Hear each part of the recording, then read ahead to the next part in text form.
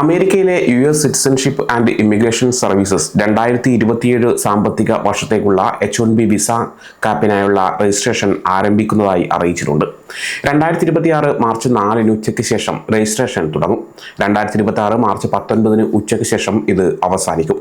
കമ്പനികൾക്ക് തങ്ങളുടെ ജീവനക്കാരെ ഓൺലൈനായി രജിസ്റ്റർ ചെയ്യാം. ഓരോ രജിസ്ട്രേഷനും $215 ഫീസ് നൽകണം. 2026 മാർച്ച് 31 ആരെയാണ് തെരഞ്ഞെടുത്തതെന്ന് അറിയിക്കും. H-1B വിസ പ്രോഗ്രാം വഴി അമേരിക്കൻ കമ്പനികൾക്ക് പ്രത്യേക യോഗ്യതകളുള്ള വിദേശ തൊഴിലാളികളെ നിയമിക്കാൻ സാധിക്കും.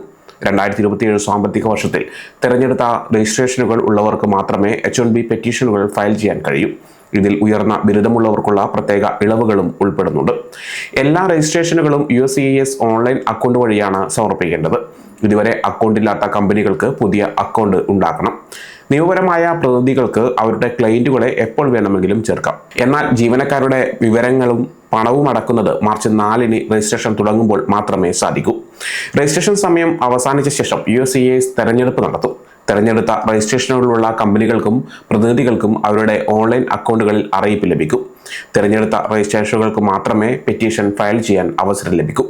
2027 സാമ്പത്തിക വർഷത്തെ ക്യാപ്പിനായി രജിസ്ട്രേഷനുകൾ എങ്ങനെ തിരഞ്ഞെടുക്കുമെന്നതിൽ ഡിപ്പാർട്ട്മെന്റ് ഓഫ് ഹോംലാൻഡ് സെക്യൂരിറ്റി ചില മാറ്റങ്ങൾ വരുത്തിയിട്ടുണ്ട്. രജിസ്ട്രേഷനുകളുടെ എണ്ണം നിശ്ചിത ക്യാപ്പിനേക്കാൾ കൂടുതലാണെങ്കിൽ USCIS നറുക്കെടുപ്പ് നടത്തും. രജിസ്ട്രേഷനുകൾ ക്യാപ്പിനേക്കാൾ കുറവാണെങ്കിൽ എല്ലാ യോഗ്യരായ രജിസ്ട്രേഷനുകളും തിരഞ്ഞെടുക്കപ്പെടും. 2025 സെപ്റ്റംബർ 19 പുറത്തിറങ്ങിയ registration on entry of certain non immigrant workers എന്ന പ്രസിഡൻഷ്യൽ പ്രൊക്ലമേഷനെ കുറിച്ചും USCIS സൂചിപ്പിച്ചു. ഈ പ്രൊക്ലമേഷൻ നിലവിലെ ഓൺലൈൻ രജിസ്ട്രേഷൻ പ്രക്രിയയെ നേരിട്ട് ബാധിക്കില്ലെന്ന് അവർ പറഞ്ഞു. എന്നിരുന്നാലും തെരഞ്ഞെടുത്ത രജിസ്ട്രേഷനുകൾ ഉള്ള കമ്പനികൾക്ക് H-1B പെറ്റീഷൻ ഫയൽ ചെയ്യുന്നതിന് മുമ്പ് $1,00,000 അധിക ഫീസ് നൽകേണ്ടി വന്നേക്കാം. ഇത് ചില യോഗ്യതാ വ്യവസ്ഥകളെ ആശ്രയിച്ചിരിക്കും.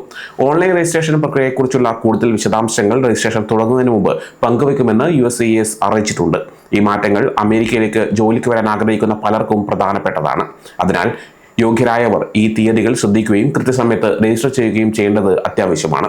ഈ പുതിയ നിയമങ്ങൾ കാരണം ചിലർക്ക് അധിക ഫീസ് നൽകേണ്ടി വരുന്നത് ഒരു വെല്ലുവിളിയായേക്കാം. അമേരിക്കയിൽ തൊഴിൽ തേടുന്ന പ്രവാസികളെയും വിദേശ ഉദ്യോഗാർത്ഥികളെയും സംബന്ധിച്ചിടത്തോളം അതീവ നിർണായകമായ ഒരു സമയമാണിത്.